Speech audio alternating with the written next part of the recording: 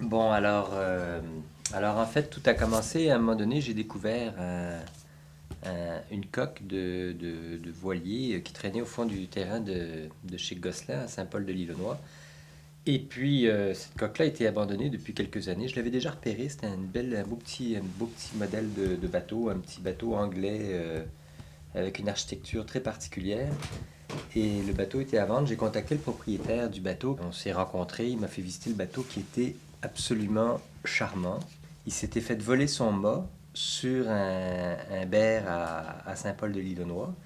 Et ça l'a comme démotivé. Il savait plus trop quoi faire avec le bateau. Et finalement, on s'est entendu. Il me l'a vendu pour pas trop cher.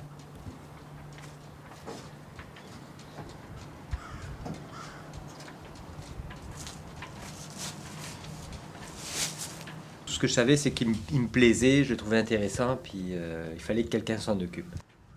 Le kettle. Le kettle, c'est la bouilloire, parce qu'il est tout en acier.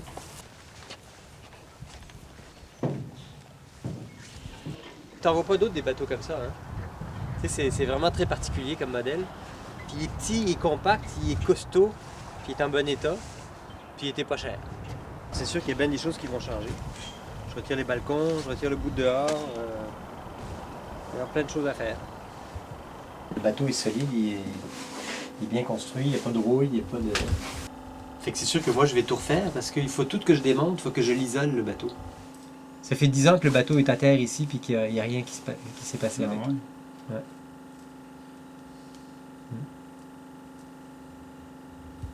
T'entends-tu?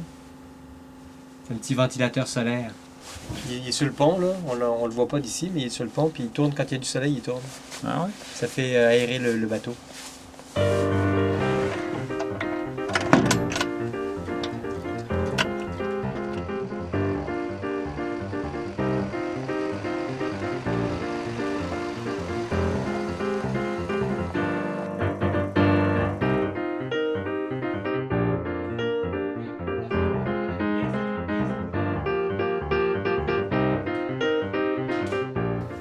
Et puis, par la suite, le fait qu'il n'y ait pas de gréement, c'est-à-dire que le mât est disparu, m'a fait penser que peut-être je pourrais le gréer en jonque chinoise. J'ai navigué sur une jonque chinoise il y a 25 ans à peu près, pas longtemps, mais assez pour voir que c'est un gréement vraiment intéressant, puis qu'il y a des avantages de manœuvre dans le mauvais temps, ou quand en équipage réduit, ou quand on commence à être un petit peu moins agile. Le gréement de jonque, moi j'avais aucune connaissance de ce gréement-là, et il a fallu que je m'informe beaucoup pour pouvoir dessiner un gréement qui se tenait. Et je savais qu'il existait un livre écrit par deux Anglais dans les années 60-70 qui ont expérimenté beaucoup les gréements de jonque sur les bateaux de forme occidentale, les coques occidentales. Le premier et le plus connu, c'est le bateau Jester. C'est celui-là ici. Ça, c'est un petit bateau de 26 pieds, un petit voilier de 26 pieds, étroit, un petit voilier anglais traditionnel que monsieur Hassler a transformé avec un gréement de jonque chinoise pour faire des courses transatlantiques dans les années 60. C'était révolutionnaire à l'époque. En laissant un petit peu de côté les détails, mais en me consacrant plus sur l'essentiel du dessin du gréement, j'en suis venu à la conclusion que je pouvais dessiner un gréement de jonque pour ce bateau. Mais c'est un bateau assez lourd, alors j'ai besoin de beaucoup de voiles et j'ai décidé de dessiner un gréement de goélette. C'est-à-dire avec deux voiles, la plus grande voile étant en arrière et la plus petite voile en avant. Et j'ai donc dessiné ce gréement-là qui répond à tous les critères de bon fonctionnement d'après le livre de Hassler et MacLeod.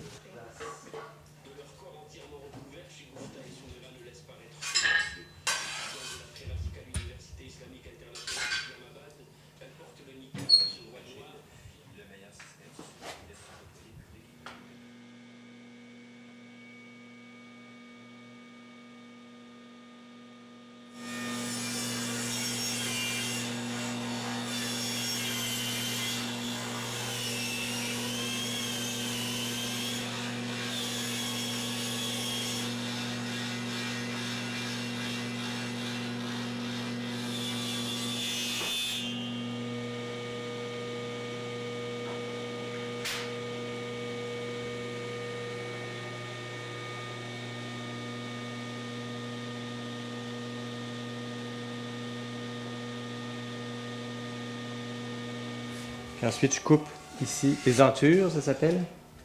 Les scarfs en anglais. Là. Puis on les colle l'un sur l'autre. Ça donne un joint très solide. Quand même un bon fil de cuivre. Puis à l'extrémité qui va sortir du haut du mât, j'ai mis de la soudure. Je l'ai étamé pour éviter la corrosion. C'est le haut du fil. Ça, c'est la tête de mât ici. Ça, c'est ce qui va sortir et qui va être attaché à la pointe du paratonnerre.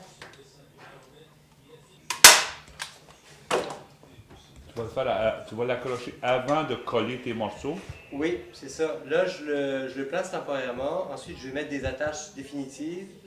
Puis, quand il sera bien attaché, là, je pourrai refermer le mât. Et je vais mettre aussi à l'intérieur du mât un sac de plastique rempli de boules de papier d'aluminium froissé. Et ça va servir, ça devrait, en théorie, c'est ce que j'ai lu quelque part, ça devrait servir de réflecteur radar. Je suis pas sûr que ça va fonctionner, mais si on peut éviter de l'avoir à l'extérieur du mât, c'est mieux.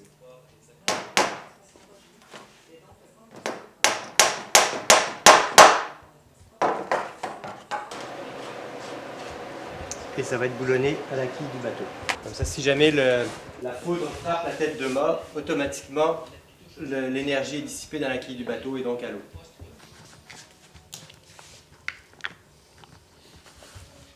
Ça a l'air du bonbon. Ben vas-y. Non, elle a une bonne consistance. Ouais. Ben, moi, je trouve pour le temps, là, puis qu'on est obligé de passer, là, il ne faudrait pas qu'elle soit plus liquide que ça. Hein. Ben non. On peut en mettre une à terre, hein. Ici, là. Ah, ici, tu me dis, ici. Un nœud, ça. Ah, c'est un nœud? C'est beau, c'est l'ouvrage, hein?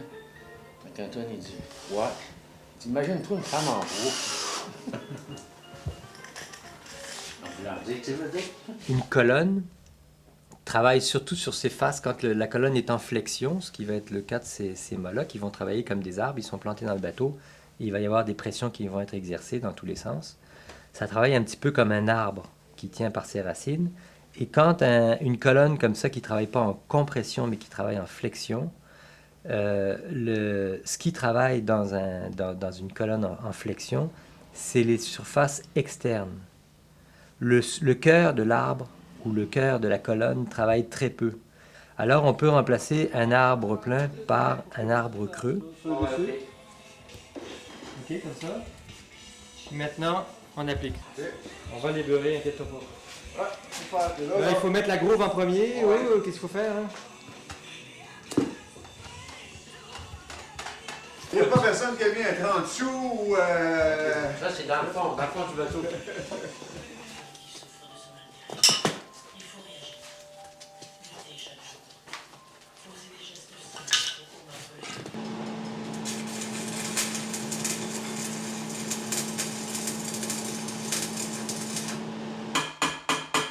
Il faut que tu piques la soudure pour faire éclater le flux. Là, c'est comme une espèce de couche protectrice. Puis hier, j'étais en train de casser le flux. Puis là, c'est le marteau qui s'est cassé ici. Fait qu'avec la soudure, c'est pas compliqué. Elle reprend les deux morceaux, puis on soude le marteau, puis continue ta job. Ben, je pratique parce que quand je vais souder sur le bateau, là, ça, c'est pas grave. Ça, je suis certain que ça va être solide. Mais quand je vais souder directement sur la coque du bateau, il va falloir que mes soudures elles soient belles et étanches. C'est le fun quand on entend le son du bloc qui se détache. Si on le met nord-sud, ça veut dire que comme ça, il est droit. Hein? Oui. Donc c'est bon, ce qu'il va faire là, sur le bateau, c'est qu'il va partir en avant comme ça, puis il va remonter. Ouais, c'est belle quête. Comme un belle arbre. quête. Comme un arbre qui va chercher la lumière. Ouais, c'est ça. Ah, comme une jambe. Alors, ça paraîtra pas ça de bisous, hein? Non, mais c'est pour ça que je voulais le mettre dans ce sens-là. Ouais. Parce que latéral, ça aurait eu l'air fou, Ouais. tu sais. On le met tout sur la balance, comme ça. Ouais, moi je suis curieux. Moi, je dirais 160.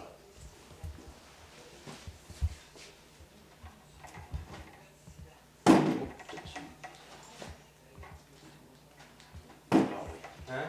Ah oui, ça. Ah oui. Hein? 150, 160? Ah oui, facilement. Ici, on a 70. 75. On va dépasser 150. Ah oui, ici t'as 100 000. T'as 105. Ça fait 105. 180 livres. 180 livres. Moi, je l'avais estimé à 100, 120. Vous savez, c'est sûr qu'on va en retirer, mais on va pas retirer, Non. on va pas retirer tant que ça.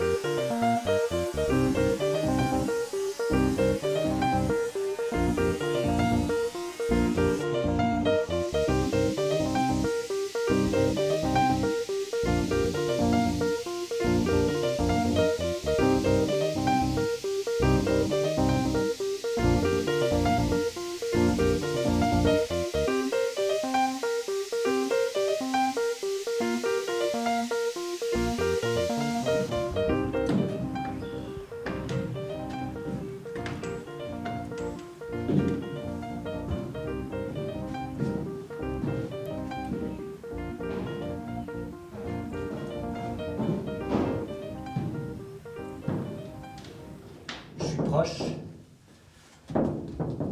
fait comme ça. Et ça ici.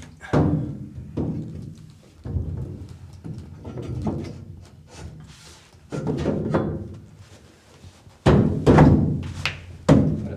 Le mât il va venir comme ça ici. Je sais pas si t'as remarqué, mais j'ai fait un beau ménage. C'est pas mal moins à l'envers que c'était. Ça fait du bien.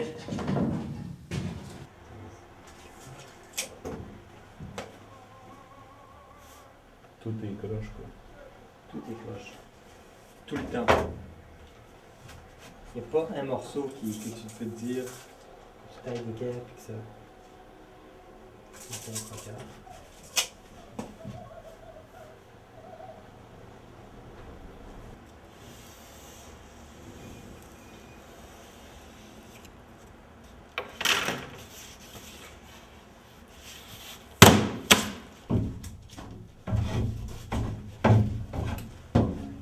Évidemment, il y a toujours une couple de petites choses à redécouper sur place. Parce qu'il y a des pattes qui dépassent, il y a pas de soudure.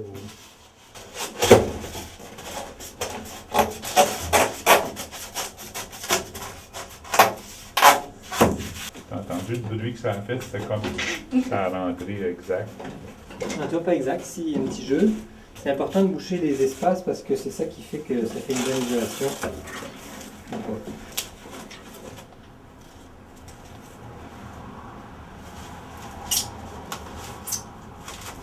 Ah, c'est sûr que si tu regardes ça avec le nombre de panneaux qu'il y a installés, Ouais. tu comprends que ça se fait pas en... Ça se fait pas Un client ciseau. en triant ciseaux. C'est sûr que faire shooter le bateau, c'est plus rapide et c'est plus économique. Mais après ça, tu peux plus rien faire. Tout ce qui est sur la quille, ça va être des panneaux amovibles très facilement. Fait qu'une fois de temps en temps, tu lèves le panneau, puis tu vois, si jamais tu vois qu'il y a une coulisse de rouille quelque part, tu sais que dans cette section-là, il y a un problème quelque part. Donc tu peux aller réparer, tu peux vérifier. Je vais tracer ma base carrée. Qu'est-ce qui est pas bon là-dedans? C'est ça ici. C'est bien important de faire attention au sens du grain du bois. Ça, c'est beau parce que le grain il monte encore, ça c'est parfait.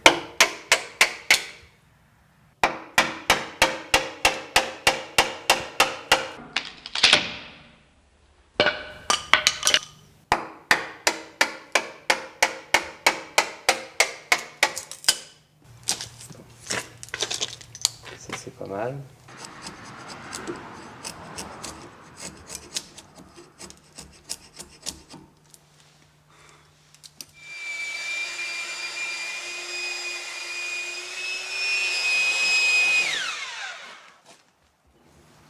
Ça, c'est l'arrière du bateau. Et ça, c'est l'arrière.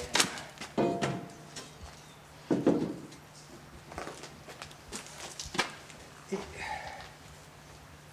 ça rentre comme ça. C'est pas mal. T'es content, là? Je suis pas mécontent. Alors ici, le passage, alors on voit qu'ici, pour les pieds, ça a une certaine largeur. Et ici, ça s'élargit un petit peu pour les hanches. Et moi qui suis quand même pas trop gras ni trop mince, je passe sans me mettre de côté. C'est sûr que quelqu'un d'un peu plus gros peut passer comme ça ici. La deuxième marche, c'est un coffre qui est au-dessus du coffre de moteur et qui est pas très large, pas très profond, puis pas très large non plus. Ensuite, la troisième marche, ça va être le coffre de moteur lui-même. Puis enfin, il va y avoir une quatrième marche qui va être intégrée dans l'avant du coffre de moteur. Ce qui va permettre d'avoir un espace ouvert. Puis quand on va être assis à table, par exemple, il va y avoir une section de table qui va venir se tirer sur le coffre de moteur d'un côté, une section qui va se tirer de l'autre côté. On va pouvoir avoir la table installée des deux côtés, et on va pouvoir continuer à monter au milieu, puis sortir si on veut.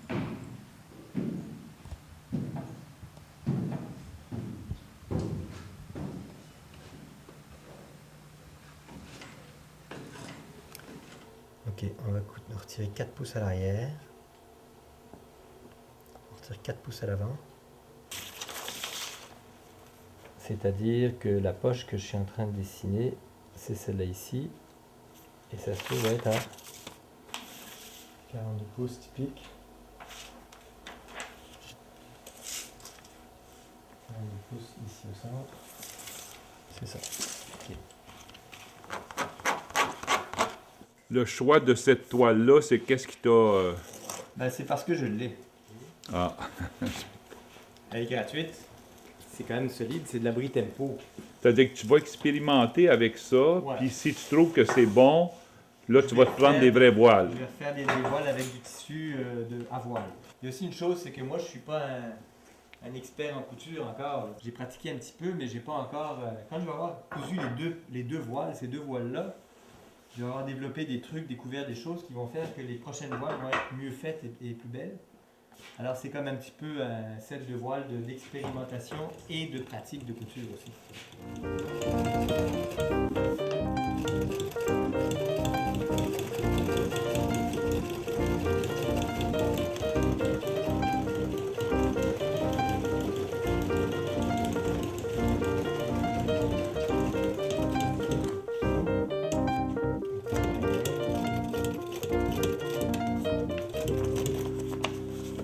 Quand tout va être installé, je vais probablement me mettre un bac puis je vais me rajouter de la chaîne. Ah oui. Parce que c'est la bonne place pour mettre de la chaîne, parce que d'une part c'est lourd donc c'est en bas. Puis en plus, moi je vais peut-être avoir besoin d'un petit peu plus de laisse parce que mes mâts sont quand même assez volumineux. Donc ça je vais le voir après la mise à l'eau, là, ça va probablement restabiliser un petit peu le bateau. Là, tu sais, ça va comme le... Alors tu vois, je fais des portes d'accès partout parce que c'est sûr que plus tu as des accès dans tous les sens, plus c'est facile d'aller travailler. Ça, c'est comme ça. Plus c'est facile d'aller travailler, brancher les tuyaux, réparer quelque chose. Fait qu'ici, il y a des accès dans tous les sens. Ici, là, je peux ouvrir. Et là, je peux aller travailler dans des trois côtés pour aller brancher mes tuyaux, pour aller vérifier les valves. Bon, puis ça ici, c'est le système électrique. Le système électrique, je suis en train de travailler là-dessus. Là, je suis en train de finir ça. Fait que là, j'ai tout mon circuit d'électricité principal jusqu'au panneau de distribution. Et à partir de là, ça, je ferai pas de plan parce que là, c'est évident. Les fils partent, puis ça s'en va à chacun des éléments utilisés. C'est vraiment évident. Mais ça ici, c'est le plan que je vais conserver, là, qui va être dans la boîte ici. Puis si jamais il y a un problème, oups, touf, tu regardes ton plan, tu dis écoute, non, là, ok, ça passe ici, ça passe là, puis là, tu sais, pour réparer, c'est ça que ça prend. Tu peux sortir juste une table si toi tu veux juste manger, Ben t'es ouais, tout ouais. seul ou t'es deux, tu te mets. Ben, c'est là, ouais. T'es à la gîte, tu te mets du bon bord. Ouais. Puis si t'es 4 à manger, tu sors les deux tables, puis là ça te fait une table de 3 pieds de large, mais avec une slot de 12 au milieu, et tu peux monter puis descendre. Fait que c'est ça le concept, c'est pour ça que je le fais pas maintenant, parce que c'est beaucoup de travail, Ouais. c'est de conception, puis ok, ici ça prend un appui, puis ici il faut que tu sais, je puisse tirer, puis si c'était juste un coffre de moteur, une boîte, tu sais, je le ferais, ça me prendrait une demi-journée, puis ça serait fait. Mais là, ça va être un petit peu complexe, fait que ça va être l'année prochaine. Ici, c'est le passage du mât en avant, qui est en angle. Il y a un angle d'à peu près 7 à 8 degrés vers l'avant. Vers l'avant? Alors ça, bon, les voiles sont toutes cousues maintenant.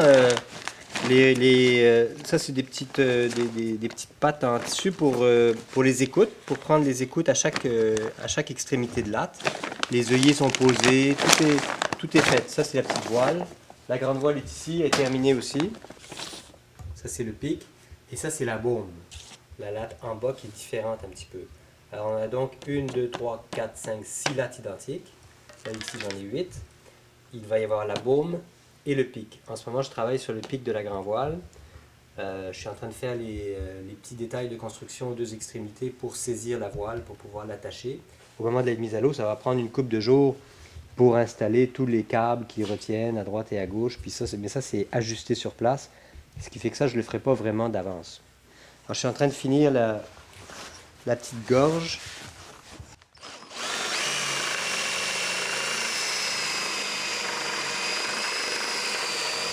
Alors ça, c'est du gossage. C'est important que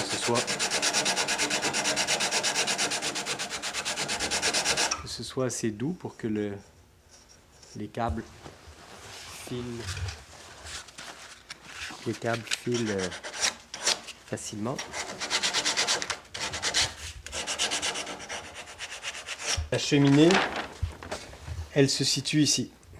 Elle est un petit peu en avant du mât principal. Le problème de cette cheminée-là, ici, c'est qu'elle est proche de l'écoute de la petite voile.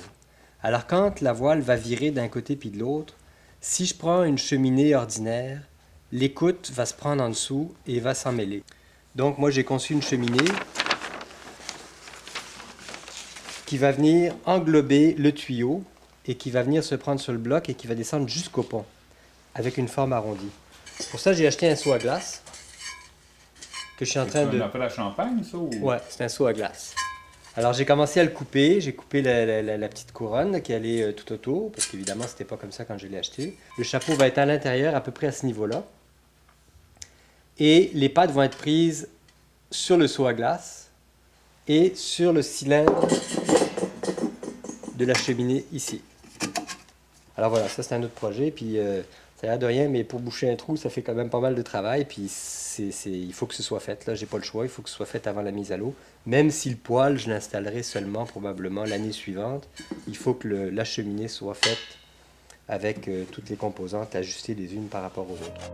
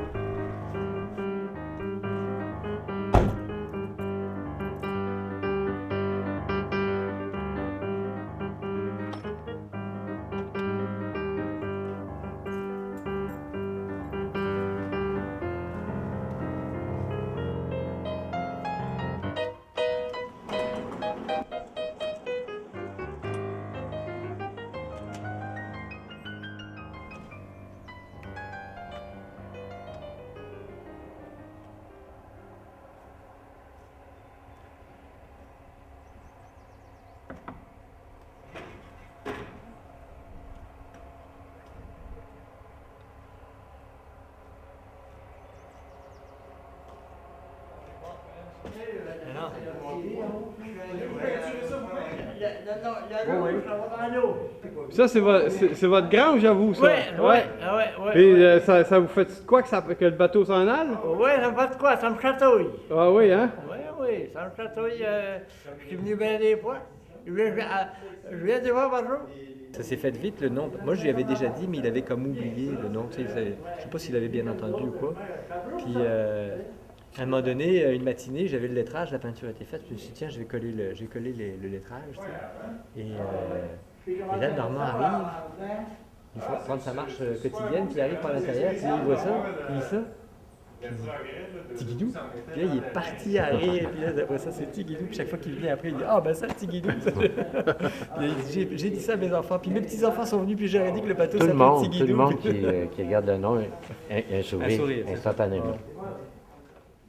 Imagines-tu, Jean-Serge, pogné dans du mauvais temps à la garde côtière, panne, ici, Tigidou, ça marche pas, là.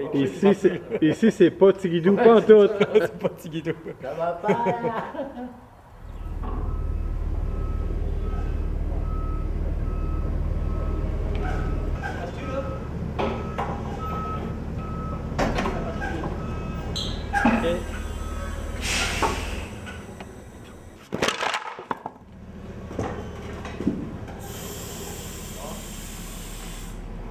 Alors? C'est vrai, hein? C'est vrai, c'est beau de voir, ça va travailler ça. Il y a Pierre Allure. Vous avez une expression juste. Merveilleux. Vraiment un beau petit bateau. Beau petit gros bateau. Regarde-moi ça, toi. La forme, moi, c'est ce qui me frappe, c'est la forme avec du recul qu'on ne voyait pas du tout à l'intérieur.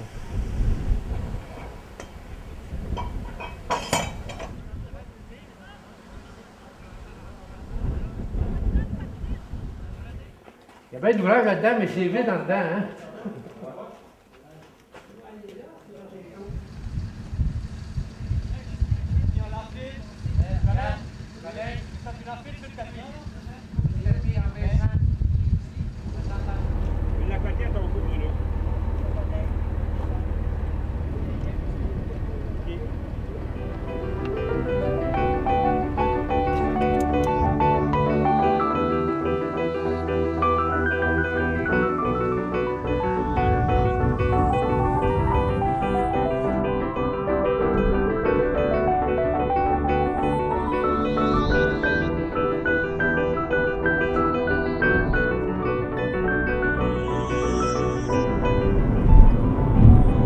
Fait que tu l'as jamais vu flotter. Ben non. Il y a un début à tout. Hein. C'est un bateau, après tout, fait pour flotter. On va voir, on va voir. On va voir, c'est ça.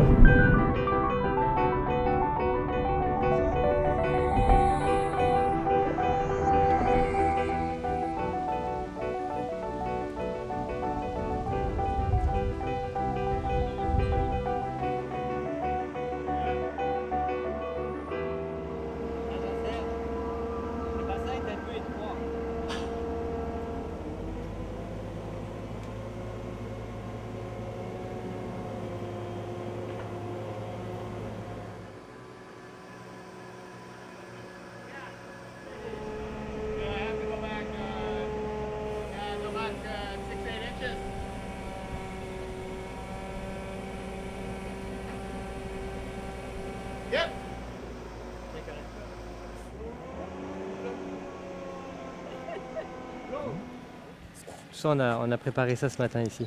Puis on a installé la tête de mât avec la girouette, l'antenne de radio. Et on est tout juste prêt à l'implanter. Et c'est un moment un petit peu énervant. Fait qu'on va prendre ça bien relax, bien cool, comme dit Jean-Serge. Il n'y a pas d'obstruction. À un moment donné, on n'aura plus besoin de monter tant que ça, hein, quand on aura fait comme on a fait. C'est ça.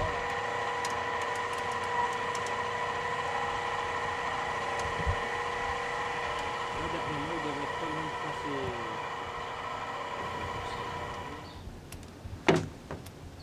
Il tient tout seul.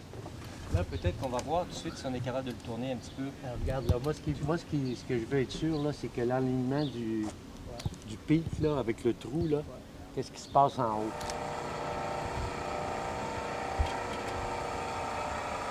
C'est sûr qu'il va faire levier un peu, là. Là, on descend tranquillement.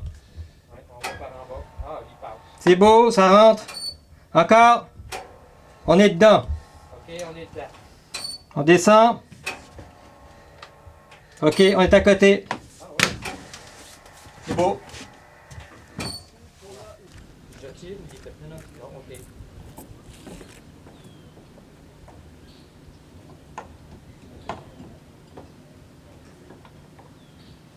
C'est presque beau, ça, là. Hein? Au niveau de l'alignement, C'est bien. ouais, il y aurait...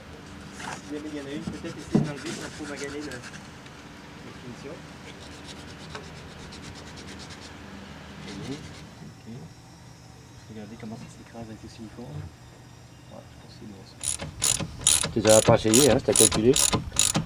Non, c'est l'ordinateur qui m'a dit que. Oh, ben, tu parles, toi.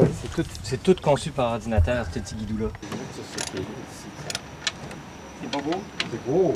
Moi, j'aime ça. Non, mais vous pouvez le dire carrément. Je dis, moi, je suis comme. Tu sais, c'est de l'expérimentation. On peut recommencer si vous voulez.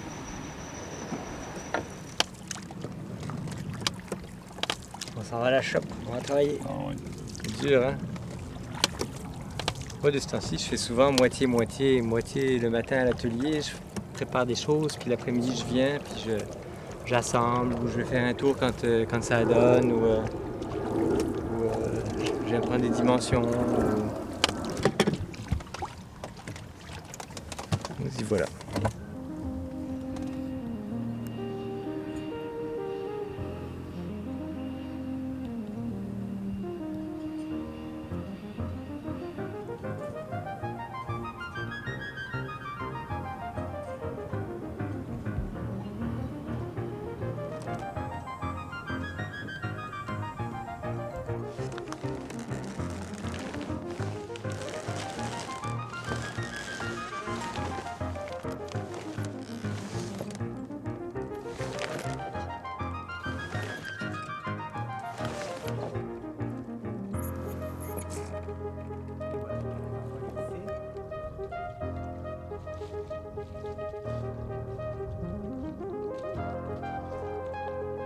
Dans un des livres dont je me suis inspiré pour faire ce gréement-là, c'est des gens qui ont construit une jungle puis qui ont navigué autour du monde beaucoup, là, tu sais.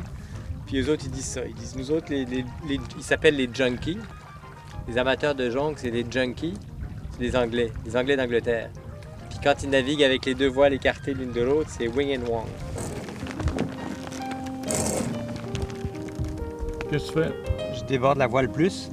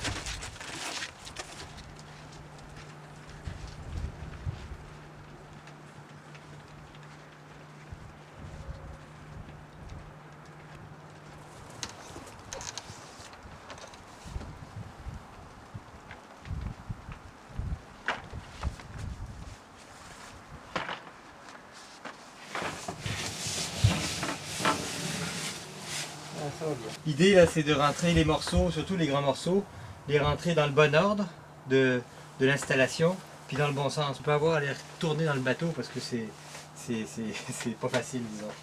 L'isolation et le vaigrage sur les côtés de la cabine, et l'isolation et le vaigrage sur le dessus de, en fait, le plafond de la cabine, ce qu'on appelle le roof, là.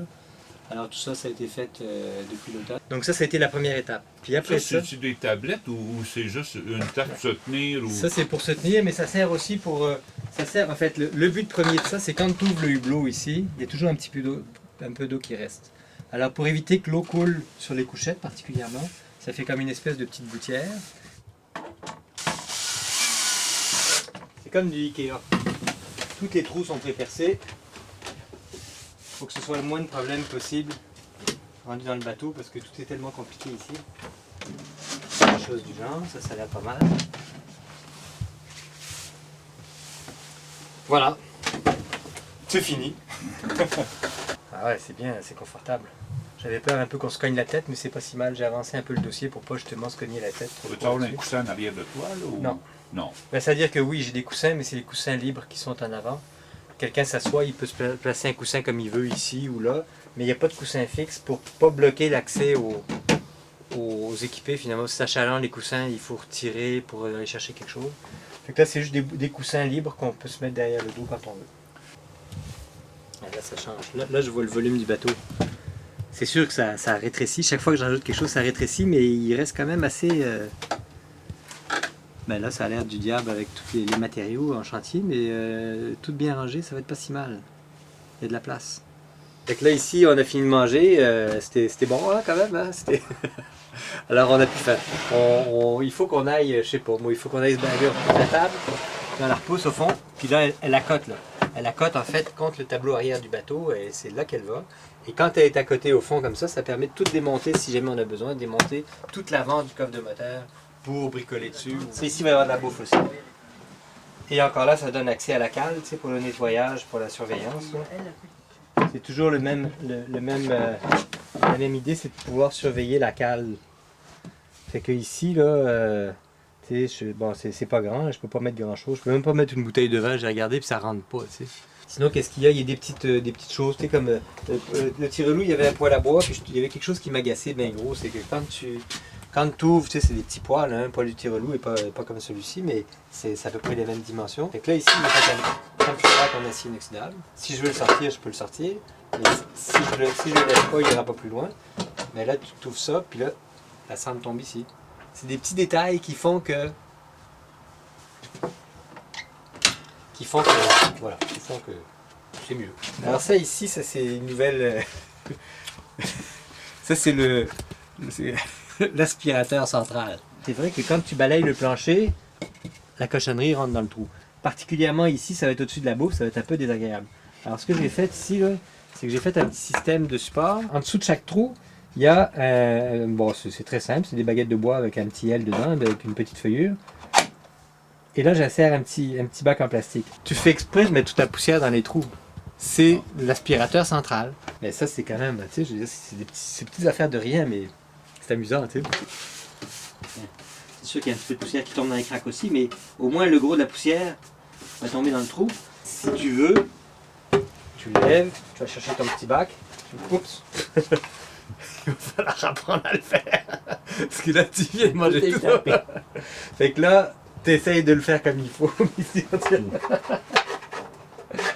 Et voilà.